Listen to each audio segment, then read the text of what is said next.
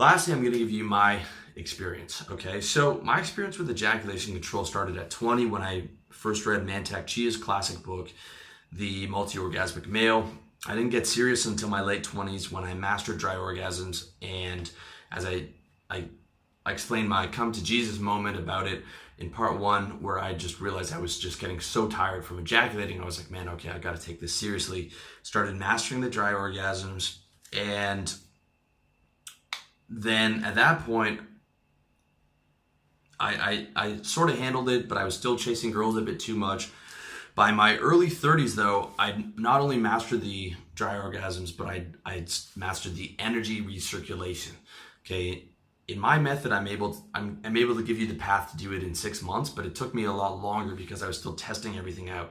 But by my early 30s, I mastered not just the dry orgasms, but able to bring that energy up into my spine as well as into my heart center, kidneys, and all the other places.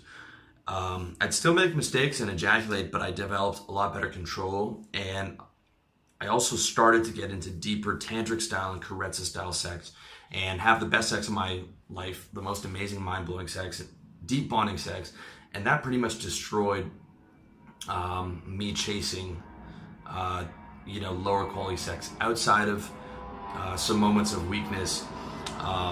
In my final years of sales, I needed a ton of energy. As I said in part 1, not only was I selling full-time at a demanding corporate job, but I was working all night on RLD until I fell asleep, literally working every free moment that I wasn't at the gym for like a year. In order to do that, I needed an incredible amount of energy, and I made it 8 months, no PMO, while still having bonding sex about 3 times a week. Without a doubt, the most focused, positive, high energy period that I've had in the last 15 years. And not to mention that the best sex of my life. When I didn't have a girl that I cared about, I'd occasionally slip back into bad patterns, but I made the best of it. And I actually wrote How to Get Laid on Tinder during one of my month-long binges, which was not from doing a super draw cycle.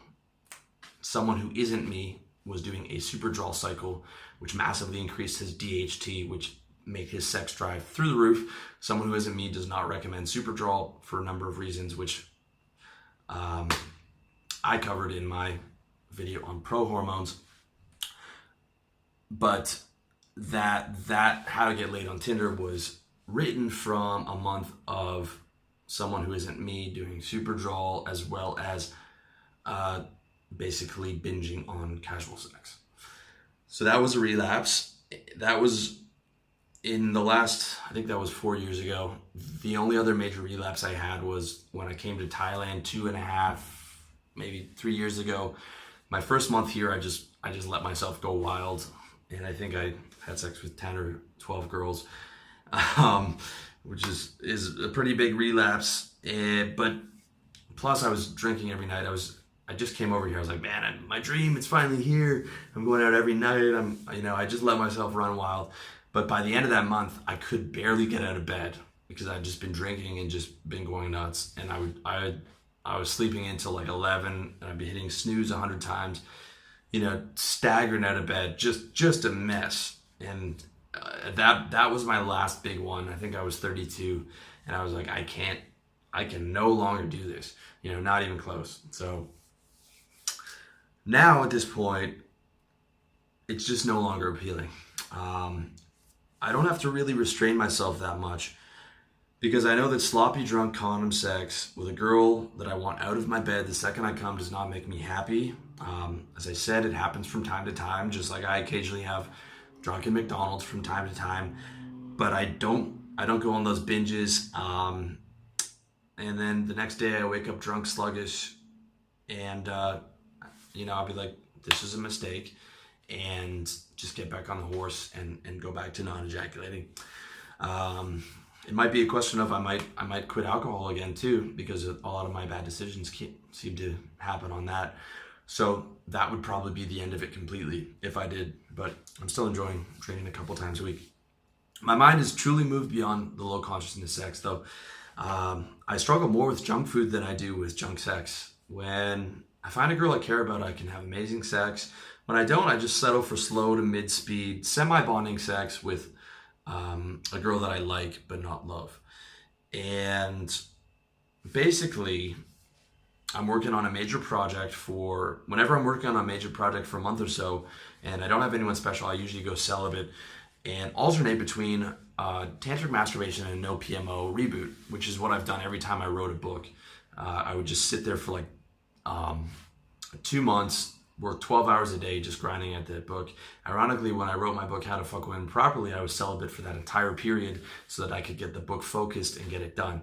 Again, guys, I'm talking about transmutation. Whenever I want to do major transmutation and I need to invoke higher energy levels and transmute that into my business, I will go either no PMO, celibacy, or go really hard on a reboot and just minimum tantric masturbation. Over the next 5 years, I'd like to get a point where I'm either no PMO or having deep, alternating between no PMO and celibate, or having deep bonding sex with a girl that I really care about. But we'll see how that goes. It's just one of my projects that I'm working on, and I'm just letting this, just letting it play out organically. I'm not a fan of celibacy for too long. Okay, a lot of MGTOW guys some guys are on that.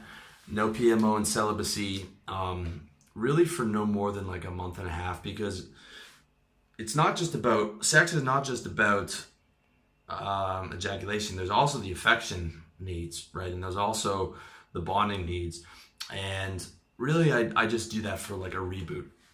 But the ideal for me is being in love, no PMO, deep bonding, Karetsa, tantric style sex. I can't do multiple orgasms during sex. Multiple orgasms recirculate the energy, but I can do energy recirculation and create bliss states, which is good enough.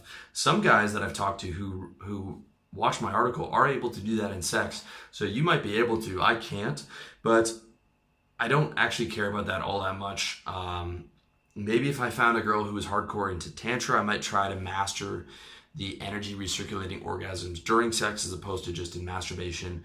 But for right now, I don't care, because I'm able to recirculate that energy into the heart chakra without an orgasm, and that is plenty good for me. So I probably won't work on improving that too much.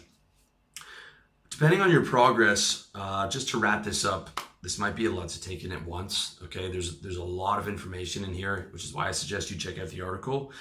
And maybe you're not sure if it's for you, but all I can ask is this: experiment with it on your own. Go through your own reference points and see if ejaculation is draining to your energy. If you don't believe me, jerk off 3 times and go to the gym and try and beat your best bench press, right? Let's say you can do your 1 rep max is 200 pounds.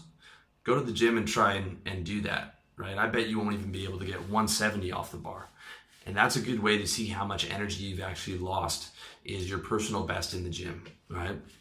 And if you can only do 170, you've lost 15% of your energy from those ejaculations. So that's an important thing to understand. And just test it out.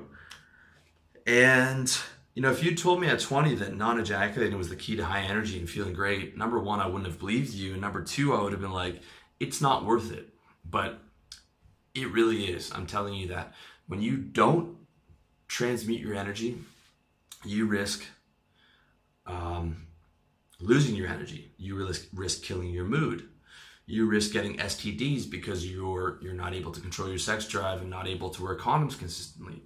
You risk getting girls pregnant. One of my boys out here who's 20 years old, would just super high sex drive, just coming, and every single girl. And this is Asia, where girls don't take birth control pills. I mean, craziness. STD rates are super high because he couldn't control it. And he spent a lot of time chasing girls that he ended up having to go home because he wasn't focusing enough on his business. I don't blame him. It's very hard to do at 20. But I'm telling you, there are so many things that you'll lose. You lose your physique because you're not able to go hard enough in the gym.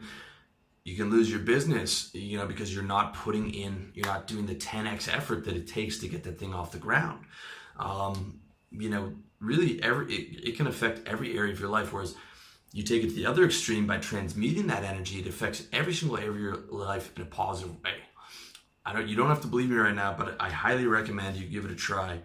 And I guarantee you that it will be worth it, transmuting your energy.